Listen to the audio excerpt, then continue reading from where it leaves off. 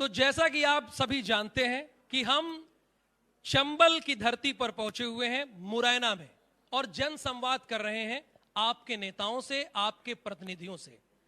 अभी तक हमने कुल 7 सेशन किए और ये सेशन बहुत ही अहम है विजन 23 और मिशन 24 में।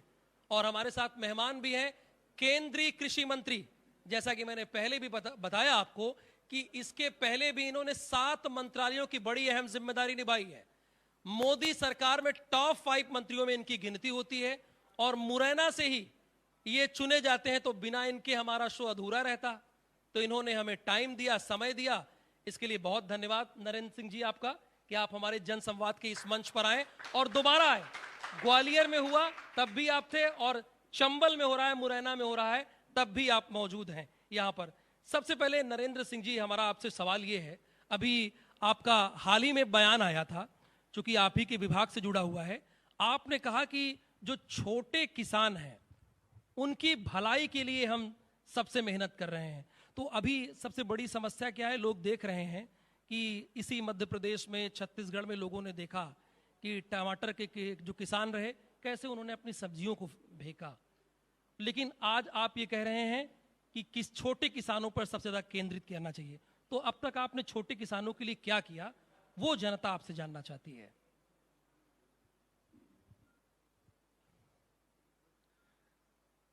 भारतवर्ष कृषि प्रधान देश है जी।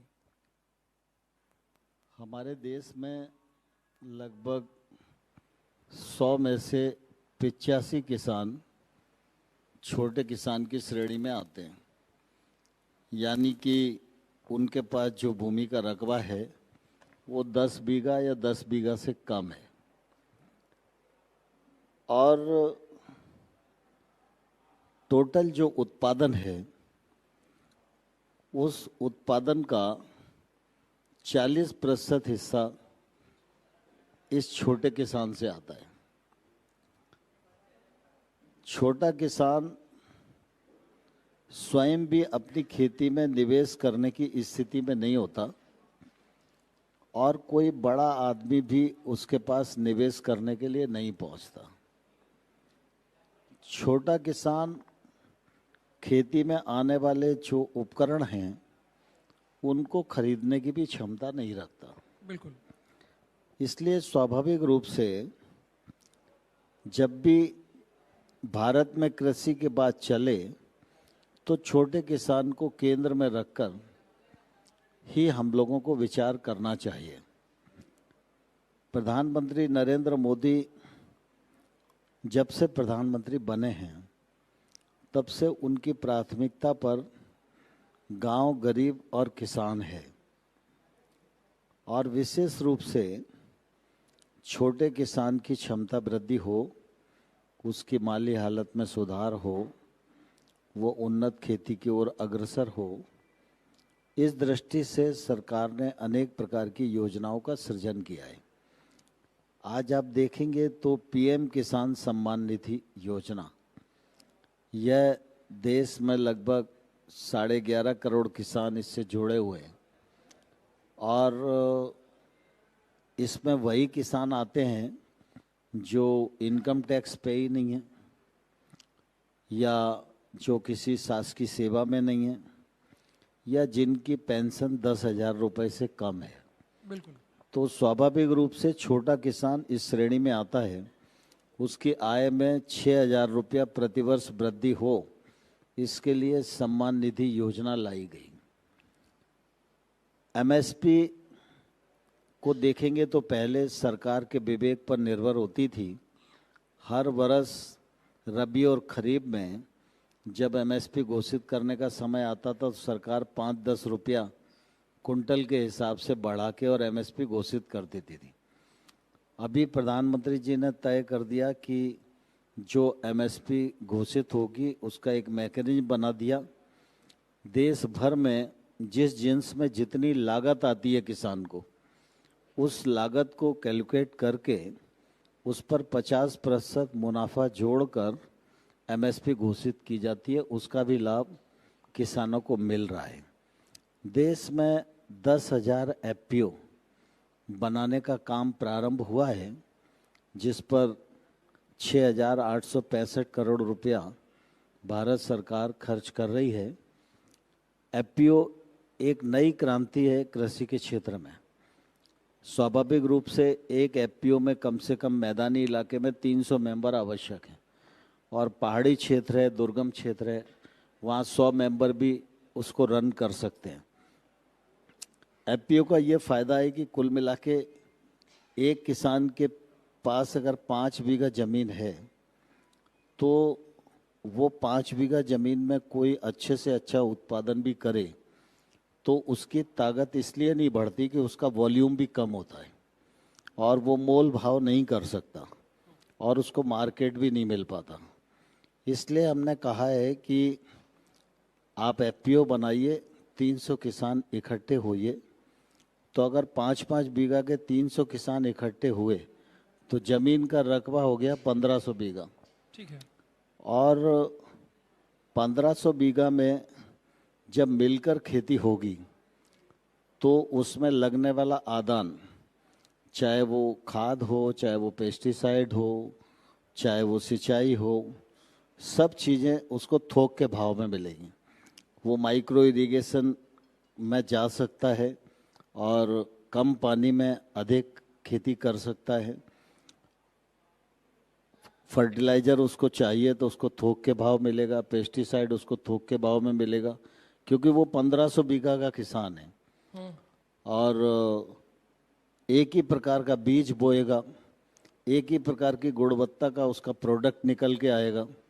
तो स्वाभाविक रूप से 1500 बीघा का एक समूह एक ही प्रकार के बीज का उपयोग कर रहा है, एक ही प्रकार से खेती कर रहा है, तो उसका उत्पादन का प्रकार भी एक ही होगा और उस उत्पादन को वो वेबसाइट पर डाल सकता है और ई नाम परियोजना के अंतर्गत भी खरीद फरोख्त कर सकता है। और जब उसके पास इतना वॉल्यूम होगा तो स्वाभाविक रूप से वो एफपीओ मोल भाव भी कर सकता है कि हमारा ये क्वालिटी है और इस क्वालिटी में आपको खरीदना है तो इतना माल हमारे पास पड़ा हुआ है। ठीक है। तो ये छोटे छोटे जो काम हैं, इनसे निश्चित रूप से छोटे किसान की ताकत बढ़ी है। दूसरा, हम लोगों ने हॉर्टिकल्चर के क्षेत्र में छोटा किसान जाए, इसके लिए भी स्कीम शुरू की है। कम रकबे में और कम खर्चे में महंगी फसल अगर वो लगाए तो उसका उत्पादन भी अच्छा हो सकता है और उसको फ़ायदा भी अच्छा हो सकता है। इसलिए हॉर्टिकल्चर मिशन पर भी हम लोग काम कर रहे हैं और विशेष रूप से इस बार मिलेट्स ईयर है, यानी कि मोटे अनाज का वर्ष पूरी दुनिया में मनाया जा रहा है प्रधानमंत्री जी के इनिशिएटिव के आधार पर। ये जो मिलेट्स का इतना प्रचार प्रसार और अभियान चल रहा है, इसके पीछे भी छोटा ही किसान है, क्योंकि मिलेट्स की खेती जो है, ज्वार हो, बाजरा हो, रागी हो, कोदो हो, कुटकी हो, सांबा हो, ये ऐसे क्षेत्र में होती है जहाँ पर वर्षा आधारित खेती है या ज़मीन मोटी है, बहुत उपजाऊ नहीं है, तब भी हो जाती है। इसमें फर्टिलाइज़र की ज़रूरत नहीं होती है। उत्पादन, अब अच्छे बीज आ गए तो उत्पादन भी अच्छा होता है, उत्पादकता का भी लाभ अच्छा मिलता है, पानी की ज़रूरत कम होती है और छोटा ही किसान इसे करता है। जिसके पास 200-400 बीघा ज़मीन है वो ज्वार बाजरा नहीं करता, वो धान में जाता है, गेहूं में जाता है, सरसों में जाता है, सोयाबीन में जाता है, बाकी चीज़ों में जाता है। लेकिन जो छोटा किसान है वो अपना जोड़री बाजरा करके भी काम चलाता है। और मोटे अनाज की जो खेती है वो निश्चित रूप से किसान के लिए फ़ायदेमंद भी है, कम लागत में होती है तो मुनाफा भी ठीक हो जाता है और इसका प्रचार प्रसार जितना अब दुनिया में बढ़ रहा है तो इसकी प्रोसेसिंग भी बढ़ रही है। और मुझे कहते हुए प्रसन्नता है कि हमारे एग्री स्टार्टअप्स ने लगभग 200 प्रकार के प्रोडक्ट इस मोटे अनाज से बनाए। मोटे अनाज के बिस्किट बन रहे हैं, मोटे अनाज के दूध बन रहा है, मोटे अनाज से आइसक्रीम बन रही है, विभिन्न प्रकार के व्यंजन बन रहे हैं, डोसा बन रहा है, इडली बन रहा है, आज नहीं, कल मैं आईसीआर में था तो कैंटीन में इडली ज्वार की मिल रही थी, हम लोगों को जो खाने में परोसी गई। तो 200 प्रकार के प्रोडक्ट ज्वार, बाजरा, कोदो, कोंगनी, रागी, सांबा इनसे बन रहे हैं। और इसमें आधे से अधिक प्रोडक्ट ऐसे हैं जो हमारे वैश्विक मार्केट को कम्पीट कर रहे हैं। हमारे छोटे छोटे नौजवानों ने रिसर्च करके उन्हें बनाया है। कहने का आशय ये है कि कुल मिला के मिलेट्स ईयर की धूमधाम से पूरी दुनिया में मिलेट्स की मांग बढ़ रही है, और मिलेट्स की मांग बढ़ेगी तो मिलेट्स का उत्पादन बढ़ाना पड़ेगा। मिलेट्स के उत्पादन को प्रोत्साहित करेंगे तो उसका फायदा छोटे किसान को मिलेगा। छोटे किसान को उपयुक्त दाम मिलेगा तो छोटे किसान की ताकत बढ़ेगी। तो कुल मिला के हमारी हर नीति में छोटा किसान है, छोटे किसान की ताकत बढ़ेगी तो देश की ताकत बढ़ेगी। तो नरेंद्र जी ये मानते हैं कि हमारे ध्यान में छोटा किसान है, और छोटा किसान अगर बढ़ेगा तो देश आगे बढ़ेगा। एक चीज मैं आपसे जानना चाहता हूं कि अटल एक्सप्रेसवे कब तक बन जाएगा और रुकावट क्यों आ रही है? नहीं, स्वाभाविक रूप से अटल एक्सप्रेस वे बनाने की हमारी कल्पना है। जमीन के एग्जीक्यूशन का मामला चल रहा है और उसके लेआउट के सर्वे का दोबारा से सीएम साहब ने उसको निर्देश दिए हैं, तो वो कार्यवाही अभी चल रही है। बड़ा प्रोजेक्ट है, 7-8 हजार करोड़ रुपया लगेगा, तो एक दिन में तो होगा नहीं। यानी समय लगेगा इसमें? हाँ, स्वाभाविक रूप से समय लगेगा। बड़ा प्रोजेक्ट है, आमूलचूल परिवर्तन करने वाला प्रोजेक्ट है। हाँ, और एक चीज आपसे ये जानना चाह रहा हूँ, डिजिटल एग्री मिशन से किसानों के जीवन में कितना बदलाव आने वाला है? डिजिटल एग्रीकल्चर मिशन का जब काम पूरा होगा तो हकीकत में अभी आपके पाइपलाइन में हमारी खेती पूरी तरह आधुनिक खेती के रूप में तब्दील हो जाएगी। अभी क्या है, वैसे अगर देखें तो हमारे देश की अर्थव्यवस्था का मुख्य आधार खेती है। आज भी अगर देखें तो जीडीपी में कोविड के बावजूद भी खेती की ग्रोथ स्थिर नहीं रही, बल्कि बढ़ी भी है। तो देश की ग्रोथ को भी टिकाए रखने में खेती का योगदान रहा है। दूसरा, देश के लोगों का पेट भरना, यह भी खेती ने ही पूरा किया है। और इसी दौरान हमारे पास इतना खाद्यान्न था कि हमने घर की भी आपूर्ति की। दुनिया की जो आवश्यकता थी, हमारे मित्र देशों की आवश्यकता थी, या जो देश ऐसे हैं जिनको खाद्यान्न की जरूरत ही थी और हम दे सकते थे, वो हमारी तरफ निहार रहे थे, हमने उनको भी देने का काम किया। कोविड के पीरियड में अगर आप देखेंगे तो ध्यान में आएगा कि दुनिया के सारे कल कारखाने बंद थे, लेकिन खेती का काम रुका नहीं। उस समय जब लॉकडाउन था तो फसल कटाई के लिए खड़ी थी, कटाई का काम पूरा हुआ, सरकार ने खरीद का काम पूरा किया और अगली फसल की बुआई के लिए भी किसान ने पूरी तैयारी की। और उस समय हमको लगता था कि शायद अगली फसल की बुआई ठीक से नहीं हो पाएगी, लेकिन मैं किसानों को बधाई देना चाहता हूं कि उन्होंने पहले से अधिक बुआई करके एक तौर से रिकॉर्ड बनाया और अर्थव्यवस्था में खेती ने बड़ा योगदान किया है। अर्थव्यवस्था खेती की हमारी प्रधान व्यवस्था है और इसलिए इस प्रधानता को बल देना, यह हमेशा देश को बल देने के लिए जरूरी है। और इसलिए आपने अनुभव किया होगा कि पिछले दिनों से लगातार इस बात की कोशिश हो रही है कि खेती और किसानी आगे कैसे बढ़े, इसमें सुधार कैसे हो। तो अभी तक मैं आपको बताना चाहता हूं कि देश भर में सब लोग कहते हैं किसान अन्नदाता है, बिल्कुल, लेकिन किसी भी सरकार के पास कितने किसान हैं इस देश में, इसका कोई रिकॉर्ड नहीं था। मैं धन्यवाद देना चाहता हूं प्रधानमंत्री नरेंद्र मोदी जी को कि उन्होंने किसान सम्मान निधि योजना प्रारंभ की और मोदी जी टेक्नोलॉजी के उपयोग के विशेष आग्रही रहते हैं और इसलिए कोई भी गलत आदमी इसमें प्रवेश न करे, पात्र व्यक्ति तक इसका लाभ पहुंचे।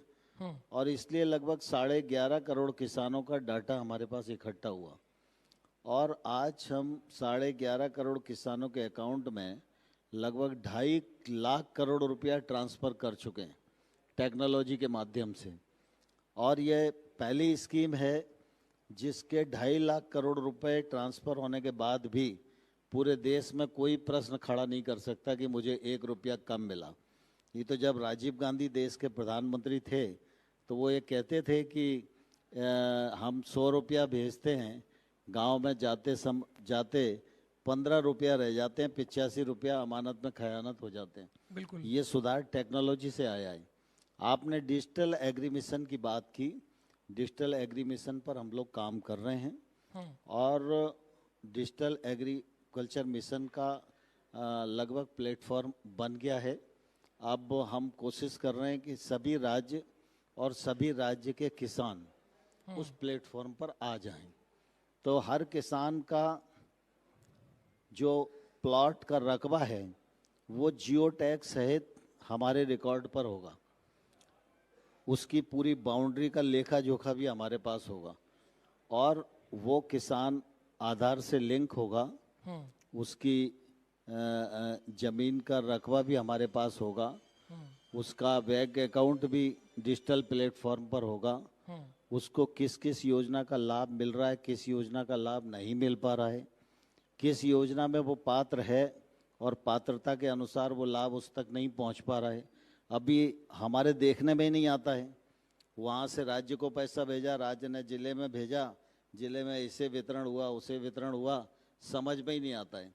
तो पूरा डिजिटलाइजेशन होने के बाद हम ये कहने की स्थिति में होंगे कि देश के किस खेत में कौन सा उत्पादन हो रहा है। ठीक है। क्योंकि उस समय हम सैटेलाइट का भी उपयोग करेंगे और फसल के आकलन के लिए हम मैनुअल नहीं जाएंगे। अभी भी कई बार क्या होता है कि पटवारी पर निर्भरता होती है, आपने बोई सरसों है, पटवारी गेहूं लिखे बैठा है, वो गए ही नहीं आपके खेत पर। ये व्यवहार में कई लोग अनुभव करते हैं। पिछले बार हमारे मुरैना में ही ऐसी स्थिति थी। तो जब सैटेलाइट का उपयोग करेंगे तो पूरे देश भर में किसके खेत में क्या हो रहा है तो बहुत बड़ा बदलाव आएगा। इसकी जानकारी हमको होगी और हम उससे अंदाज लगा सकते हैं कि अगले बार किस चीज का उत्पादन कितना होगा और कितना होगा तो मार्केट की स्थिति क्या रहेगी, मार्केट कहाँ डगमगाएगा, कौन सी जिन्स का अभाव रहेगा। तो हम एडवाइजरी भी दे सकते हैं किसान को कि भाई अब इस बार चने के जो किसान हैं वो कृपा करके मध्य प्रदेश में सिर्फ इतना कुंटल ही चना लगाएं, तो इससे यानी किसानों का जीवन बदलेगा। इससे ज्यादा न लगाएं, आप और दूसरे दलहन पर जाओ। एक चीज और मैं नरेंद्र जी आपसे जानना चाहता हूं, चूंकि आप दोनों लोकसभा के सांसद रहे हैं, ग्वालियर और मुरैना के, और हैं भी, तो ये चंबल का पानी 20 सालों से नहीं मिल रहा है, इसके लिए क्या योजना है? नहीं, चंबल का पानी कहाँ नहीं मिल रहा है? ग्वालियर और मुरैना को नहीं योजना वो दरअसल चंबल का पानी नहीं मिलने का कारण अलग अलग है। मुरैना में तो चंबल से पानी लाने का मार्ग प्रशस्त हो गया है और उस पर काम चल रहा है, अंदर टंकियां बन रही हैं, पाइपलाइन डल रही है। थोड़े दिन में जब ये काम पूरा होगा तो ट्रीटमेंट प्लांट बनेगा और ट्रीटमेंट प्लांट से पानी आएगा। ठीक है। ग्वालियर ने अपना स्कीम बदला। पहले ग्वालियर में काउंटर मैग्नेट साडा के माध्यम से हम लोग नेशनल कैपिटल रीजन से मदद लेके और चंबल का पानी ले जाना चाहते थे। बाद में मध्य प्रदेश सरकार ने उस योजना को अमृत 2 में डाला, तो अमृत 2 आते आते टाइम लगा। अब अमृत 2 केंद्र सरकार ने लॉन्च कर दिया है और उसमें वो ग्वालियर का प्रोजेक्ट शामिल हो गया है और उद्गम स्थल पर मुरैना और ग्वालियर एक ही जैसा रहेगा, क्योंकि हमने वो प्रावधान करके छोड़े हैं। और जैसे ही इनका काम पूरा मंजूर होगा तो ग्वालियर का भी मार्ग प्रशस्त हो जाएगा और मुरैना में तो चंबल का पानी आना तय हो ही गया है, उस पर काम चल ही रहा है। चलिए, आपने गुड न्यूज तो दिया है, लेकिन अब जाहिर सी बात है कि 23 में मध्य प्रदेश का चुनाव है और 24 में लोकसभा का चुनाव है। 23 में आप अपनी पार्टी की कैसी स्थिति देखते हैं? भारतीय जनता पार्टी की सरकार मध्य प्रदेश में है। बीच में कुछ समय था जिस समय हमारी सरकार नहीं थी, लेकिन मध्य प्रदेश के लोग इस बात के साक्षी हैं कि 2003 से पहले का मध्य प्रदेश अंधकार वाला मध्य प्रदेश था, सड़क नहीं गड्ढों वाला मध्य प्रदेश था, अर्थव्यवस्था चौपट थी। पीडब्ल्यूडी और इरिगेशन के इंजीनियर को मध्य प्रदेश सरकार ने नोटिफिकेशन निकाल के कह दिया था कि आप लोग चाहो तो प्राइवेट ठेकेदारी भी कर सकते हो, क्योंकि डिपार्टमेंटों के पास काम करने के लिए पैसा नहीं है। और बिजली का एक कटआउट खरीदने के लिए भी एमपीबी का इंजीनियर सक्षम नहीं था। लेकिन मध्य प्रदेश को इस दुरावस्था के दौर से भारतीय जनता पार्टी ने निकाला। विकास की दृष्टि से देखेंगे तो मध्य प्रदेश में आज 24 घंटा बिजली मिल रही है, गांव को मिल रही है, फीडर सेपरेशन हम लोगों ने किया है। सिंचाई जब हम लोग सरकार में आए थे तो 7 लाख हेक्टेयर थी, उसमें सारी सरकारों का भी 2003 से पहले जो योगदान था वो भी था, और राजे रजवाड़ों के समय भी जो डैम और नहरें बनी थी वो भी था। कुल 7 लाख हेक्टेयर में सिंचाई होती थी। आज मध्य प्रदेश में 46 लाख हेक्टेयर क्षेत्र में सिंचाई हो रही है। यह मध्य प्रदेश सरकार की बड़ी उपलब्धि है, और आने वाले कल में हम लोग 65 लाख हेक्टेयर क्षेत्र में सिंचाई करें, इस विजन को लेकर मध्य प्रदेश की बीजेपी गवर्नमेंट काम कर रही है। आज मध्य प्रदेश में सड़कों की दृष्टि से देखेंगे तो पहले सड़क के गड्ढों पर हास्य कवि सम्मेलन में कविताएं पढ़ी जाती थी मध्य प्रदेश में। आज मध्य प्रदेश की अच्छी सड़कों की चर्चा पूरे देश भर में होती है। मध्य प्रदेश में सुशासन है, मध्य प्रदेश में इंडस्ट्रीकरण बढ़ रहा है। मुरैनाई क्षेत्र आप देख लो, पहले ये छोटा क्षेत्र था, बामोर डेवलप हुआ, मालनपुर डेवलप हुआ, सीतापुर इंडस्ट्रियल एरिया डेवलप हुआ, पिपर सेवा इंडस्ट्रियल एरिया डेवलप हुआ, और लगातार छोटे छोटे स्थानों पर भी ये मुरैना हमारा छोटा सा जगह है, इसी में अगर देखेंगे तो 40 से लेके 50 के बीच में सरसों के तेल की इंडस्ट्री इसी मुरैना में है। तो मतलब कुल मिला के मुरैना सरसों के उत्पादन की दृष्टि से भी कीर्तिमान स्थापित कर रहा है, और सरसों की प्रोसेसिंग की दृष्टि से भी कीर्तिमान स्थापित कर रहा है। व्यापार भी बढ़ रहा है, खेती भी बढ़ रही है। जन कल्याण की दृष्टि से देखेंगे तो संबल योजना से लेके लाडली लक्ष्मी योजना तक, बच्चों के लिए उच्च शिक्षा ऋण गारंटी योजना तक, मैं आपको उदाहरण बताना चाहता हूं। लेकिन मैं नरेंद्र जी ये कह रहा हूं, आप लाडली बहना की बात कर रहे हैं, तो कांग्रेस के पास तो ये स्कीम है नारी शक्ति, वो फॉर्म भी भरवा रहे हैं। वो कह रहे हैं कि हम 1500 रुपए देंगे, और बोल रहे हैं सिलेंडर भी 500। कह रहे हैं कि मैंने हिमाचल और कर्नाटक में इसकी शुरुआत भी कर दी है, और इसमें कोई दो राय नहीं, वो आपके प्रमुख प्रतिद्वंदी हैं। देखिए, कांग्रेस माने झूठ की गारंटी है। कांग्रेस ने राहुल गांधी जी पिछले बार जब आए थे, चुनाव हुआ था, और उन्होंने कहा था कि सरकार बनेगी 10वें दिन कर्जा माफ हो जाएगा, नहीं तो मुख्यमंत्री बदल देंगे। कर्जा भी माफ नहीं हुआ और मुख्यमंत्री भी नहीं बदला गया। मुख्यमंत्री भी हमको ही बदलना पड़ा, राहुल गांधी ने नहीं बदला। और पंजाब में भी इसी प्रकार की उन्होंने बात कही थी, हिमाचल में भी उन्होंने इसी प्रकार की बात कही थी। मैंने अभी लाडली बहना योजना की बात नहीं की थी, मैं लाडली लक्ष्मी योजना की बात कर रहा था।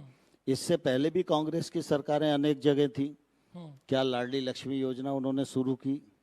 क्या लाडली बहना योजना उन्होंने शुरू की? जब कांग्रेस की सरकार 1.5 साल के लिए बनी तो उन्हें संबल योजना क्यों बंद की? मुख्यमंत्री कन्यादान योजना क्यों बंद की? जो गरीब कल्याण की योजनाएं थी उनको बंद करने का काम कांग्रेस ने किया। जहां तक लाडली बहना योजना का सवाल है, तो हमारे मुख्यमंत्री शिवराज सिंह चौहान जी ने इस राज्य की 1.25 करोड़ बहनों को रजिस्टर्ड किया, और पहली किस्त उन्होंने 1-1 हजार रुपए की उनके खातों में डाल दी। दूसरी किस्त कल डलेगी। कल डलेगी। जहां तक उनके 1500 का सवाल है, तो तुमने पहले 500 के बारे में नहीं सोचा, अब 1500 की बात कर रहे हो। अगर उस समय तुम पहले 500 के बारे में सोचते तो हम इसके सोचते पीछे कि उनका तर्क क्या है? तो हम 1500 की बात पर विचार कर सकते थे। और जो मध्य प्रदेश में बीजेपी गवर्नमेंट ने लाडली बहना की बात कही है, वो सिर्फ 1000 तक सीमित नहीं है। उस योजना को सने सने विभिन्न प्रकार से हम 3000 रुपए महीना तक ले जाएंगे। और मध्य प्रदेश में आमूलचूल परिवर्तन बीजेपी गवर्नमेंट ने किया है। मध्य प्रदेश की जनता भारतीय जनता पार्टी के साथ है और विकास और जन कल्याण हमारा प्रमुख मुद्दा है। कांग्रेस का इतिहास झूठ का इतिहास रहा है, इसलिए कांग्रेस पर मध्य प्रदेश की जनता भरोसा नहीं करेगी। पिछले बार भी चुनाव हुआ था तो हमको वोट ज़्यादा मिले थे, सीटों का 4-5 का समीकरण गड़बड़ा गया था, लेकिन इस बार हम सजग हैं। हम वोट भी ज़्यादा लेंगे, सीटें भी ज़्यादा लेंगे और बहुमत की सरकार बना के सफल होंगे। ठीक है नरेंद्र जी, वो तो कहते हैं कि आप किसान कर्ज माफी की बात कह रहे हैं, तो कह रहे हैं कि हमने विधानसभा में आंकड़े रखे। दूसरी बात, ये तो अलग बात हो गई, राहुल गांधी किसानों की नब्ज टटोलने के लिए, जो कि आपने कांग्रेस को झूठ की गारंटी कहा, नब्ज टटोलने के लिए अब वो खेतों में उतर गए हैं, खेतों में ट्रैक्टर चला रहे हैं, किसानों से बात कर रहे हैं। इस पर एक कृषि मंत्री का क्या कहना है? ये सब फसली लोग हैं। फसली लोग जब सीजन आता है तो सीजन के हिसाब से जोकरी शुरू कर देते हैं। मतलब इससे पहले राहुल गांधी कभी मंदिर नहीं जाते थे। जब उनको लगा देश का हिंदू जाग रहा है तो जनेऊ भी उनने पहन लिया और अपना गोत्र भी उन्हें मालूम नहीं था तो किसी ने बता दिया कि दत्तात्रेय गोत्र है। तो अब जब चुनाव आते हैं तो मंदिर मंदिर जाते हैं। भारतीय जनता पार्टी के लिए मंदिर जाना बड़ी बात नहीं है, भारतीय जनता पार्टी के चरित्र में ही है। हम धर्म को एक जीवन पद्धति मानते हैं। हम पूजा पद्धति एक अलग पक्ष है, लेकिन धर्म एक ऐसी धारणा है, अगर उस पर आदमी अडिग रहता है तो वो पथभ्रष्ट नहीं होता। और मानवीय धर्म को हर एक आदमी ने अपनाना चाहिए। कांग्रेस ने उस धर्म को भी छोड़ा और अब स्थिति आ गई है कि जब आपको ऐसा लग रहा है कि हमारी जमीन पूरी तरह खिसक गई है तो भैया अब तो हम जनता के सेवक हैं, तो अब हम खेत में भी ट्रैक्टर चलाएंगे और बैल भी हाथ में लेके चलेंगे और अब हम साइकिल से भी चलेंगे। अरे व्यक्तिगत जिंदगी में क्या करते हो ये दुनिया जानती है अच्छे से, और अभी तक आपने क्या किया ये भी अच्छे से जानती है। अखबार में छपने के लिए और न्यूज में रहने के लिए आप कोई भी नाटक नौटंकी करो, इससे फर्क नहीं पड़ता।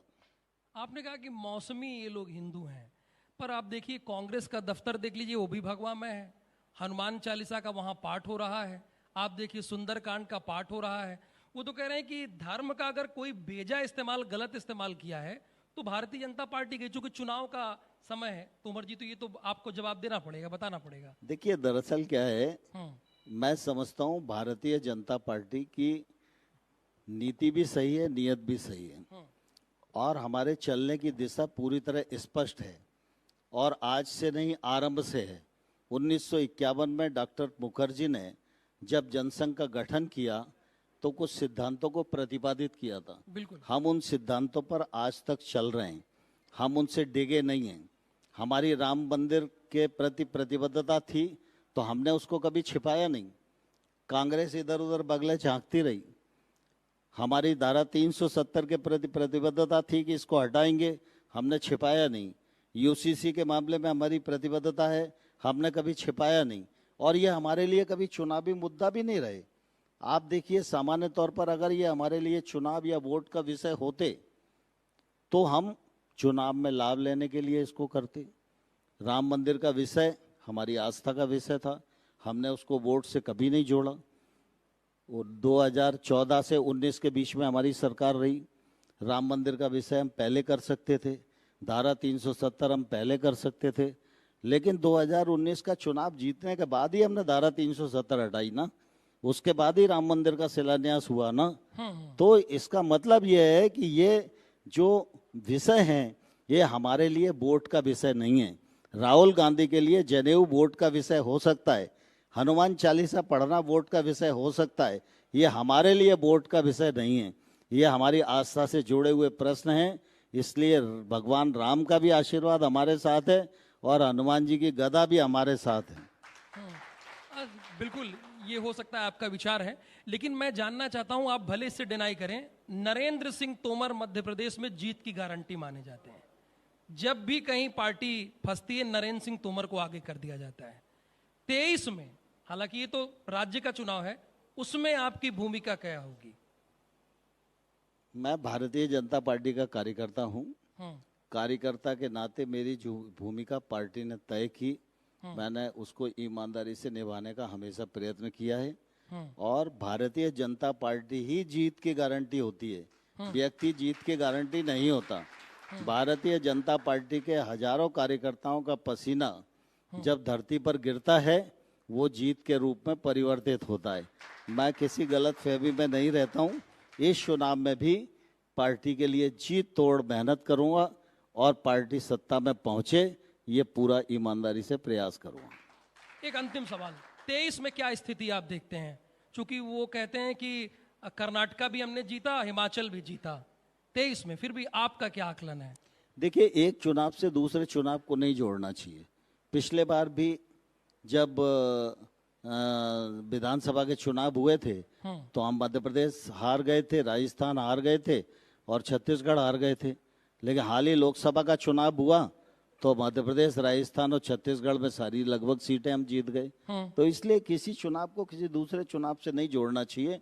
मध्य प्रदेश का चुनाव अपनी अलग परिस्थिति का चुनाव है, इसके अलग विषय हैं और उन विषयों को लेकर हम लोग जनता के बीच में जाएंगे और बहुमत की सरकार बनाकर सफल होंगे। बहुत शुक्रिया नरेंद्र सिंह तोमर जी, जनसंवाद के इस मंच पे यानी मुरैना की इस धरती से आपने बेबाकी से सवालों का जवाब दिया और उन्होंने ये भी कहा कि एक चुनाव से दूसरे चुनाव को जोड़कर नहीं देखना चाहिए, हर चुनाव अलग होता है। और साथ ही उन्होंने भारतीय जनता पार्टी की जीत का दावा किया। उन्होंने कहा कि यहां पार्टी प्रधान है, व्यक्ति प्रधान नहीं। बहुत शुक्रिया इस डिबेट को देखने के लिए, जनसंवाद को देखने के लिए मध्य प्रदेश की जनता का।